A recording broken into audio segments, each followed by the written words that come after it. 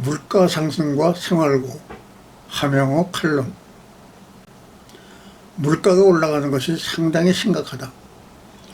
미국에서 커피 한 잔 값이 호주불 8불을 줘야 하며 싱가포르에서는 7불, 중국 베이징에서는 6불 50전을 줘야 한다. 시드니는 아직도 테이크어웨이에서 4불이면 마실 수 있으며 멜번은 4불 50전으로 커피값은 큰 변동이 없다. 호주에서 만약 미국처럼 8불의 커피를 마신다면 얼마나 심각하겠는가. 전기값은 어떤가. 시간당 킬로와트당 런던은 89전, 베를린 68전에 비해 10월부터 또 오른다고 했지만 시드니는 29전, 멜번은 21전으로 비교적 호주의 물가 상승은 작은 편이다.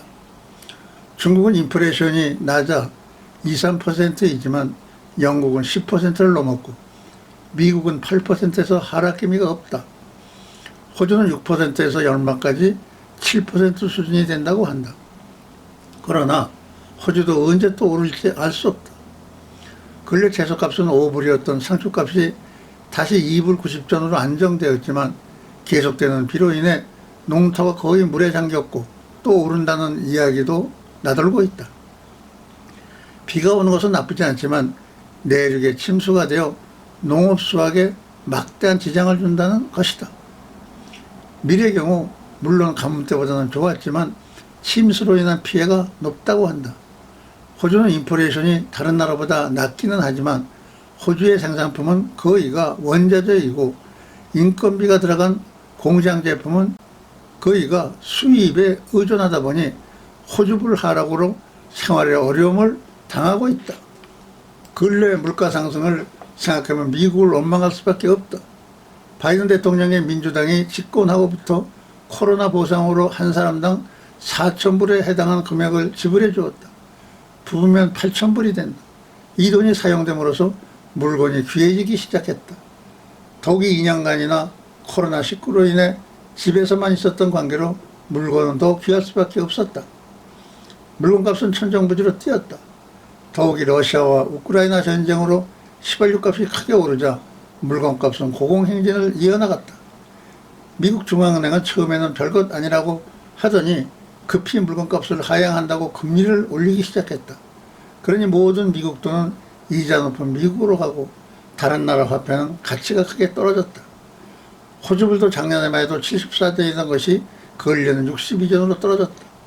그런데 바이든 대통령은 금년 11월에 선거에 대비해서 또 대학생에게 10,000불 이상 지급하겠다고 했다.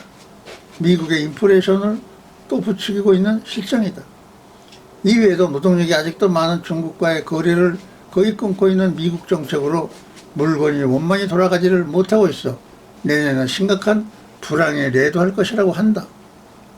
호주에서는 코로나19 이후로 정상적인 경제가 회복되는 실정에 심각한 노동력 부족으로 사업을 못하고 있는 실정이다. 금년도 인터넷을 통한 모집 인원은 지난 8월 무려 30만 1,000명이나 되는데 작년보다 37%가 늘어난 수이다. 호주의 기술 인력 양성이 문제가 되고 있다. 기술 직종만 286가지나 된다. 호주의 기술계 근무자들은 대부분 외국에서 떠돌아다니는 사람들이 많다. 특히 가장 부족한 간호사들은 국내에서 공부한 사람보다 외국에서 온 사람들이 더 많다는 것이 문제이다. 현재 간호사가 부족한 곳은 무려 9,266명이나 된다. 현 노동당 정부는 11억 불을 들여 테이프 학생 18만 명을 학비 무료로 양성하고자 한다. 가장 필요한 직종은 호텔 매니저부터 살롱 매니저, 케미칼 매니저, 초등학교 교사, 치과 의사, 소아과 의사, 신경외과 의사, 대장간, 고기 다루는 사람, 웹 기술자, 버스 운전사, 건축 현장에 스카폴드 만드는 사람이다. 인력보다 심각한 것은 미국이 호주의 생명줄인 지하자원 수출에 제동을 걸어 국내 경제에 간섭을 하겠다는 것이다. 미 국방부는 호주의 중요 지하자원을 중국에 파는 것을 제한하라고 압력을 가하고 있다. 호주는 자원부국으로 중국이 큰 호객이며 호주 경제를 지탱해왔다. 미국이 중국과의 산업 경쟁에서 가장 중요하다고 필요한 칩을 반드시 중국도 미국의 허가에 수출하고자 하는 정책을 모르는 바 아니다. 중국과 호주의 무역 관계는 오래된 것이고 지역적으로 호주는 아메리카 대륙이 아니라 아시아에 위치해서 지역 경제권인 환태평양 연안국가와의 관계가 깊다.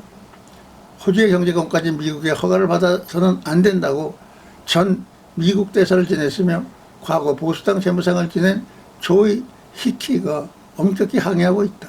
물론 중간선거에 임박해 중국에 압박을 가하는 것을 국민들에게 보여주는 것은 바람직할지 몰라도 우방인 호주의 내장까지 간섭하고 있다는 것은 삼가해 주기 바라는 것이다. 물론 아직 결정된 일은 아니지만 내달에 결정될지 모르는 사항이라 미리 예고한다는 것이다. 중국은 이미 3기 시진핑 체제가 확립되었고 미국이 자유무역을 어기며 중국에 금수하는 일이 있지만 기어코 중국은 이를 해결할 것이라고 취임 전에 말한 바 있다. 금수 품목은 구리, 리튬, 니켈, 코발트, 시기토 등인데 이것은 모두 전기차 배터리용이다. 감사합니다.